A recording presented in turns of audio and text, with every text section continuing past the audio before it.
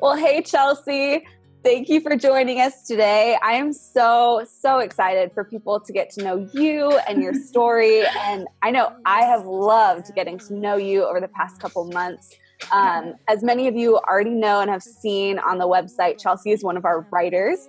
So you're getting to know a lot about her and her heart for Jesus through her writing, through her stories.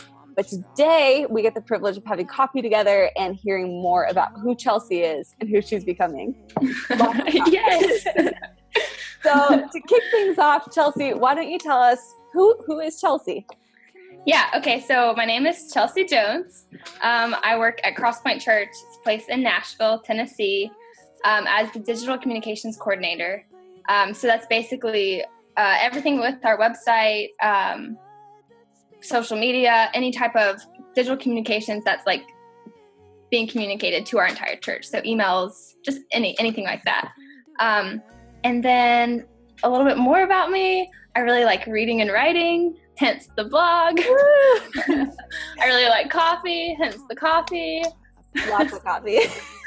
And then I think I just like, I don't have like tons of hobbies really, just except for reading and writing. I know it's kind of lame, and music, but I love anything outdoors, anything that I haven't tried before. I like to just like go on adventures, try new things. So that's awesome. That's a little bit about me. And I bet in Nashville, there's a ton of really cool places to explore. Yeah. Good. There's like good shopping, which is nice. Yeah. But there's also good hiking, canoeing. I really want to try paddleboarding. Oh, yes. That would be really cool. So I love it. That's really cool. I love that.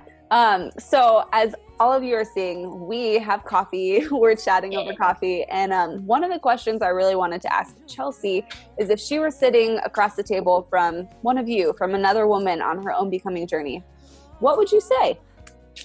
Yeah, so I gave this one a little bit of thought, but the first two things that came to mind was one, face it, whatever it is in your life, and then two, be kind to yourself. Facing it, I think, is really important in that journey because whatever your it is, whether it's a broken relationship, a sinful pattern, fear, whatever that might be, if you don't face it, you can't move past it, and you can't step into the future that God has for you.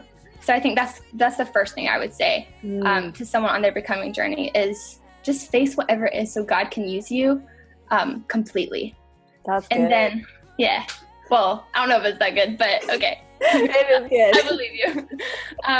And then the second thing was be kind to yourself because facing it kind of sounds nice or looks nice on paper, but in reality, it's really messy and it takes a lot longer than you initially anticipated. So you have to rely a lot on God's grace and learn how to receive that into your life so that you can understand that, he's slow to anger. He's abounding in steadfast love. And you can live in those truths and learn to be kind to yourself as you face it and as you step into your future. So I love that. That is what I would say. It's hard and so good. Face it and be kind to yourself. That's like a mantra I'll be repeating over and over. I love it. So with that in mind, like facing it and then being kind to yourself, how would you encourage women to continue on the journey? Because like we have those rocks, we have those trees. Yeah. How do we move forward with that? Yeah. So with that, I would say, and this is something that I'm totally in all three of these things. I'm still facing things. I'm still learning how to be kind to myself and practicing that every day. And then continuing that journey, I think, is all about finding out what God thinks about you. So it's replacing the lies. It's replacing your past. It's replacing those sinful patterns or whatever those things are with truth. And thankfully, He has an entire book that He has given to us, full of it. So I would just say, as you continue that becoming journey, seek God's word. And make it a priority. I think that for me, a lot of other things come a lot easier. I can pray all the time. I love community. I love people. Yeah. I work at a church, so church comes pretty naturally for me. I kind of have to be there. but that alone time, that quiet time, that getting to know God just for who he is, getting to know what he thinks about just me, like by myself, stripped away from everything else. I think that's really important. And then just kind of something that to go with that, I was having a conversation with somebody just a few days ago about this actually. And kind of the way that she explained it to me was that's the story of Jesus being tempted in the desert, and how, you know, Satan just kept like pelting lies at him for 40 days, tempting him. And every single time he wasn't like, hold on a second, I need to go pray about this. Or it wasn't like, hey, I need to go talk to some like wise people and see what advice they would give me. Although those are two valid things. Yeah.